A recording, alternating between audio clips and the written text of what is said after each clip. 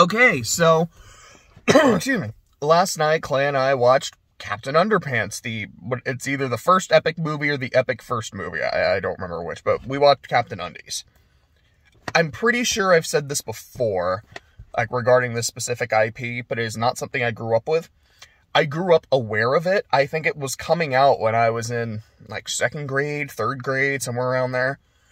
And it was one of those things where my mom took one look at it and said, nope, not happening. This just looks dumb. Like, my IQ dropped 12 points just looking at this, and I don't want yours to have to do the same. So I wasn't allowed to read it. Now, the idea of having, this horrible, mean-spirited principal, and you're able to, hypnotize him into being this superhero who runs around wearing his underwear, that's a great concept for a kid's book. Or maybe they are comics, I'm not exactly sure. Maybe they were books and then became comics. Maybe they kind of were always, I almost said VNs. I was trying to think of graphic novels, and instead from my brain just said visual novel. But anyways, maybe they were always kind of like that. I don't super know. But this is definitely a premise. I'm like, I can see why this would appeal to kids if I was allowed to read. I mean, I never really had problems with a lot of my teachers or principals. But it's the kind of thing that make me go like, oh yeah, like, just imagine this person who's like a real stick in the mud just running around and making a fool of themselves. That kind of thing. It sounds fun. I think the movie just looks really, like, I enjoyed the movie. I feel like, it's like, now that I talk about that, I did still like the movie. I think it looks really good. Like, what's his name? Principal Cup. I keep wanting to call him, like, Principal Crump, but I think it is Cup. There's, like, the scene when he smiles, and it's, like, half his face smiles, and then the other half smiles, and he actually looks really creepy. Like, I loved that. I love how just over-the-top mean this guy is. Like, it goes back to the kind of mean-spiritedness that I find really funny. Trolls had a lot of that, too. Our two main characters, Harold and George, they're those kind of characters where on the one hand, I'm like, I kind of side with the principal because, yeah, you guys are clearly troublemakers. Now, they're still nice kids, but, like, you guys are playing a lot of pranks. You mess with a lot of shit. You are disrupting the order of things. Excuse me, sorry. I had to swallow something. Like, you are disrupting the order of things, so I get the authority figure's position. Also, I get your position of A, you're just a couple of kids. I don't know if they actually say how old they are or what grade they are in. I want to say 4th grade, but I could be wrong about that. I think the principal said you guys have been in this school for about 4 years, so I'm assuming 4th grade, maybe 3rd grade, and, kindergarten, and then 1, 2, 3. So I'm not exactly sure. Regardless. I like, they're still likable, and they even say, like, yeah, I mean, the reason we do this, and we play all these pranks is because the principal is a piece of shit. Because he's just this aggressively mean-spirited person, and we're just trying to lighten it up for the other kids. So you're like, no, but I get their perspective, too. Now, when Cup actually turns into Captain Undies, he is a lot of fun. The tra-la-la, and then just, he's trying to fight crime and be a superhero with no superpowers. And it's like, yeah, this is just a dude running around in his underwear who gets hit by a car at one point. Like, that's pretty funny.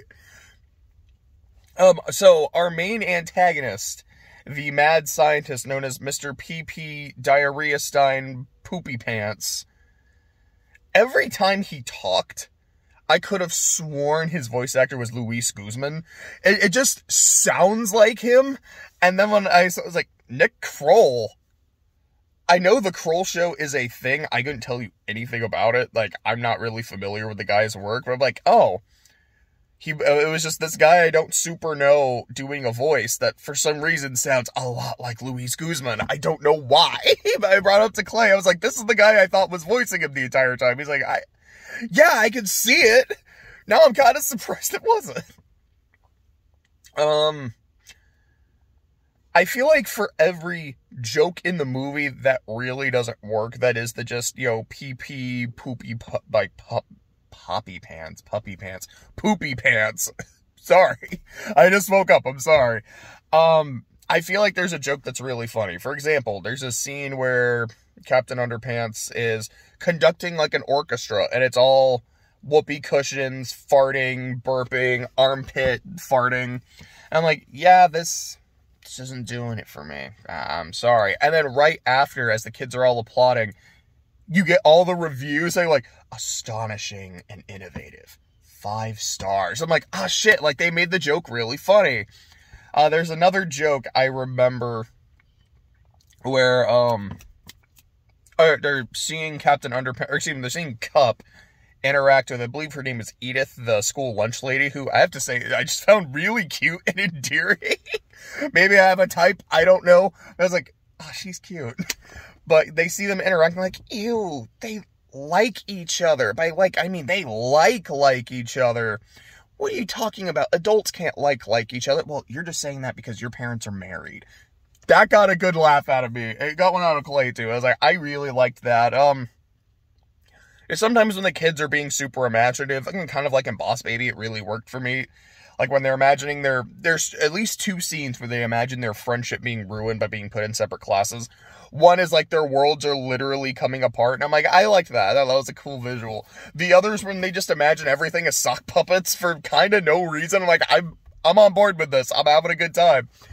And that was essentially me throughout the movie. It's like, as an adaptation of an existing property, I have no idea if this is good or not. Now, Clay was saying, he's like, from what I remember of the first book, this is a really good adaptation of it, but I have to take his word for it. I can't say for myself. But as here is a dumb idea for kids. It's a really fun, dumb idea. I had a lot of fun with it. I'm starting to really think about, because I know, like, I've been saying a lot of movies, like, yeah, this is an S-tier movie, this is an S-tier movie. I'm really trying to think, so what to me is the difference between an S-tier and an A-tier movie? Because an A-tier movie is like, this is really fucking good shit, and an S-tier is, this is also really good fucking shit.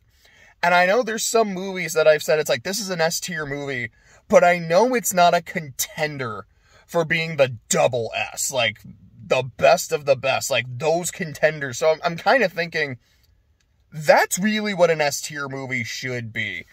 I've been maybe throwing it around a little too willy-nilly.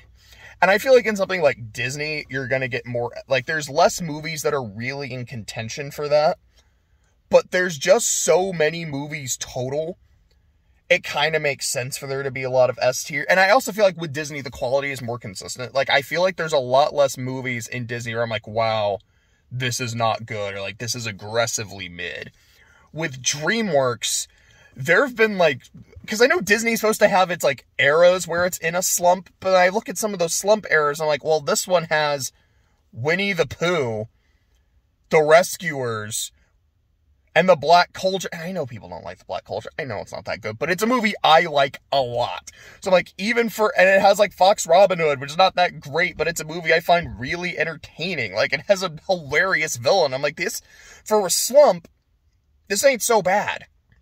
And then Disney's next slump, Lilo and Stitch, which is one of my all-time favorites. Treasure Planet, which is a banger. Atlantis, not a favorite of mine, but it's like, I think it's fine. Like, I think it's a pretty mid movie to me overall, but it's still enjoyable. And then, like, Fantasia 2000, not as good as the original, but still a really good movie. It was an experience I liked a lot.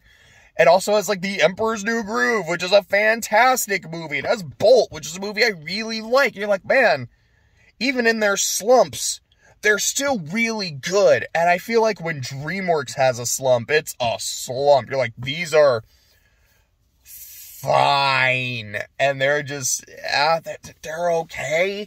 They're really okay.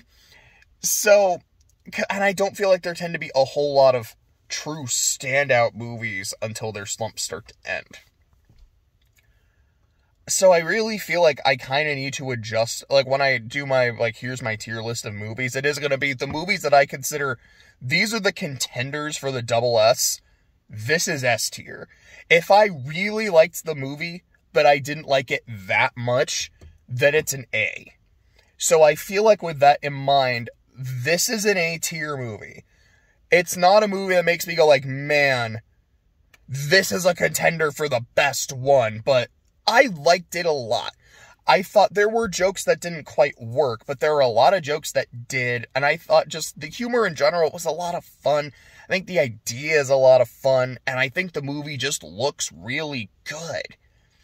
So next is How to Train Your Dragon 3, which along with Boss Baby was the movie I was probably the most looking forward to. Although again, with Boss Baby, it was, I can't wait to see how much of a shit show this is. And with How to Train Your Dragon 3, it was, I just haven't seen it yet.